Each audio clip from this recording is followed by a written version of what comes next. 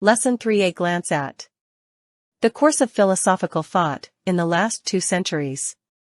Objective idealism. As was indicated earlier, after the Renaissance, no stable philosophical system came into existence, but rather different philosophical schools and views constantly have been and are being born and dying. The number and variety of schools and isms has increased since the 19th century. In this brief overview there is no occasion to mention all of them, and we shall merely provide a brief mention of some of them. After Kant, from the end of the 18th century to the middle of the 19th century, a number of German philosophers became famous, whose ideas more or less found their source in the thought of Kant. They sought to compensate for the weak points in his philosophy by using mystical sources, and although there were differences among their views, what they had in common was that they began from an individual viewpoint and paid heed to the explanation of being and the appearance of multiplicity from unity in a poetic way, and they were called Romantic philosophers. Among them, Fichte, who personally was a student of Kant, was extremely interested in free will, and among the views of Kant, he emphasized the fundamentality of morals and practical reason. He said, "Theoretical reason observes the system of nature as necessary, but within ourselves we find freedom and a desire for voluntary actions, and our consciences design a system that we must attempt to realize. Hence, we must consider nature to be subordinate to the ego, and not independent and unrelated to it." It is this tendency towards freedom which drove him and other romantics such as Schelling to accept a kind of idealism and the fundamentality of the spirit, a characteristic of which was considered to be freedom. This school of thought was further developed by Hegel, and it took the form of a relatively coherent system of philosophy, and was called objective idealism.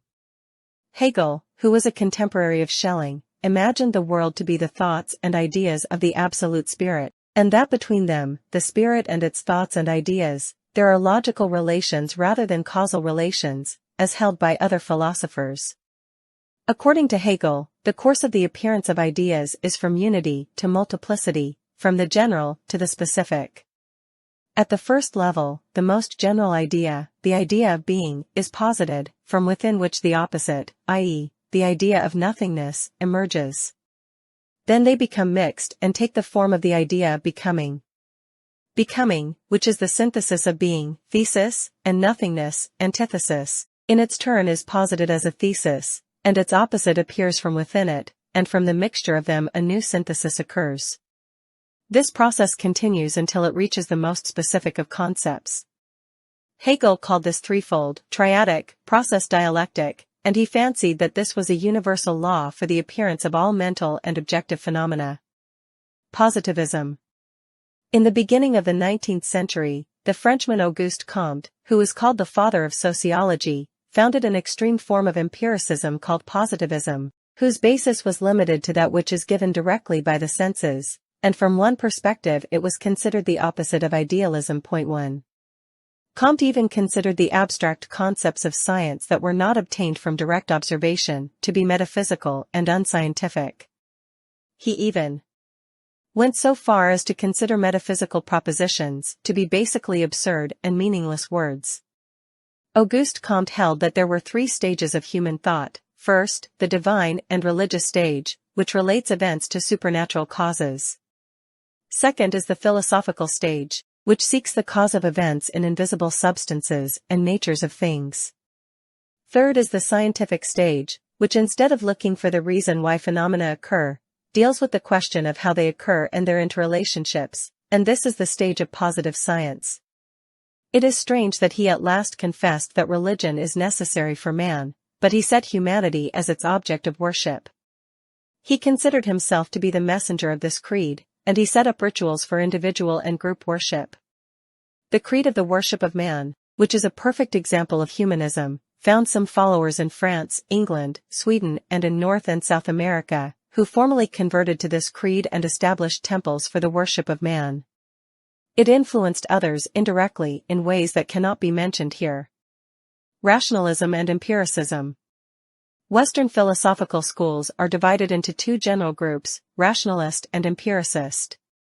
An obvious example of the first group in the 19th century is the idealism of Hegel, which even found followers in Britain, and the obvious example of the second group is positivism, which is still current today.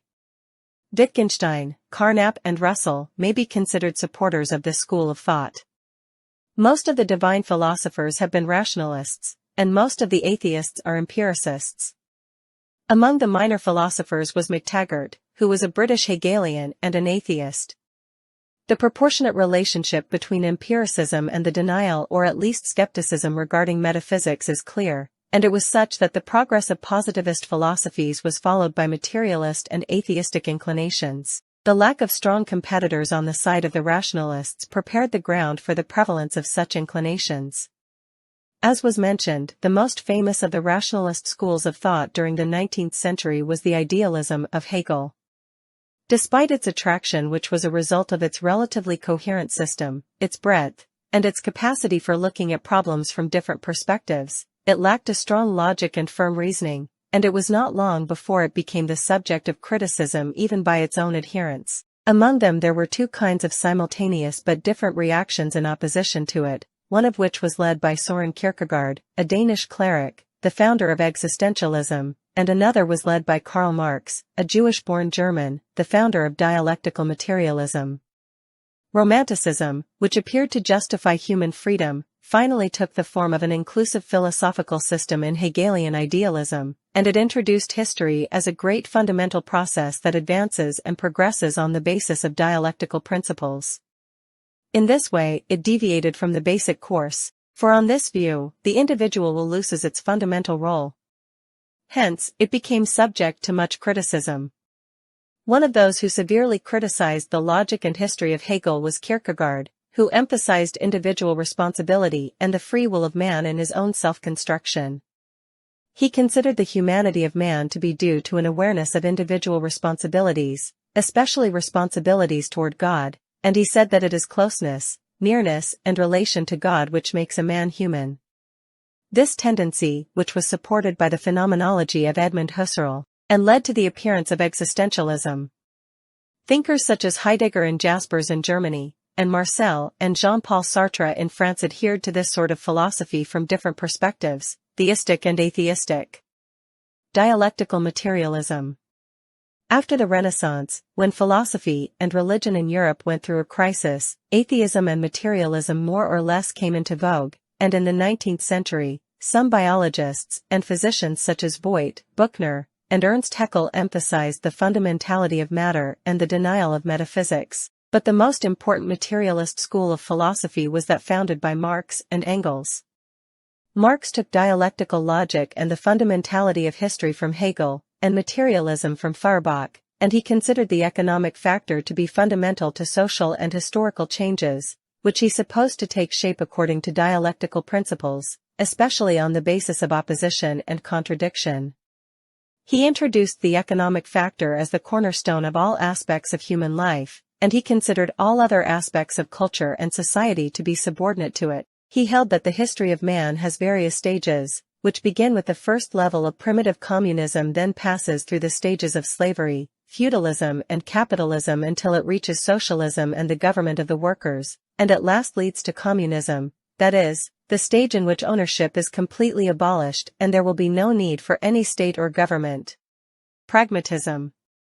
At the conclusion of this brief review, let us take a glance at the only philosophical school of thought brought about by American thinkers, at the threshold of the 20th century, the most famous of whom is William James, the renowned psychologist and philosopher.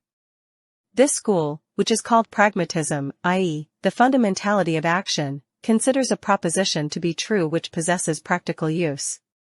In other words, truth is a meaning constructed by the mind in order to obtain more and better practical consequences. This point has not been explicitly proclaimed by any other philosophical school, although its origins may be found in the words of Hume, according to which reason is considered the servant of human passions, and limits the value of knowledge to its practical aspect. The fundamentality of action in the mentioned sense was first presented by the American Charles Peirce, and then was developed into a philosophical propensity by William James, a propensity which found adherents in America and Europe. James, who called his way radical empiricism, differed with other empiricists about how to determine the realm of experience. In addition to outward sensory experience, he included psychological and religious experience. He considered religious beliefs, especially the belief in the power and mercy of God, to be useful for mental health, and for this very reason, true. He himself suffered a mental breakdown at the age of 29, was cured due to his attention to God, and his mercy and power to change man's destiny. For this reason, he emphasized prayer and supplication, but he did not consider God to be absolutely perfect and infinite, but rather, he imagined that there was also progress for God, and that basically, the lack of progress is equal to stagnation and is a sign of imperfection. The root of this extreme and aggressive progressivism can be found in some of the words of Hegel, including his introduction to the phenomenology of mind, but more than any, Bergson and Whitehead recently emphasized it. William James emphasized free will and its creative role, and in this respect he was of like mind with the existentialists. A brief comparison. With this brief glance at the course of man's philosophical thought, in addition to becoming acquainted with a short history of philosophy, it has also become clear how after the Renaissance Western philosophy has gone through ups and downs, and how tortuous has been its course, and at the present time it is shaking with contradictions. Although from time to time subtle discoveries are made by some of the philosophers of those lands, and very precise problems are posed, especially regarding knowledge, and likewise, although enlightening flashes shine from some intellects and hearts, no stable and powerful philosophical system has been brought about. Illuminating intellectual points have not been able to design a well-founded straight line for thinkers, but rather disorders and disturbances have always and continue to govern over the philosophical atmosphere of the West. This is different from the state that has governed Islamic philosophy. For Islamic philosophy has always followed a straight and thriving way, and with the existence of tendencies which from time to time have appeared, it has never deviated from its main course. And various subordinate tendencies are like the branches of a tree which grow in different directions and have added to its growth and flourishing. It is hoped that this progressive course with the efforts of religious thinkers will continue in this way so that the other dark environs may be enlightened by the illuminating rays of its light to release lives from aimless wanderings. Earlier this sort of philosophy was proposed by Saint Simon, and the roots of this thinking may be found in Kant.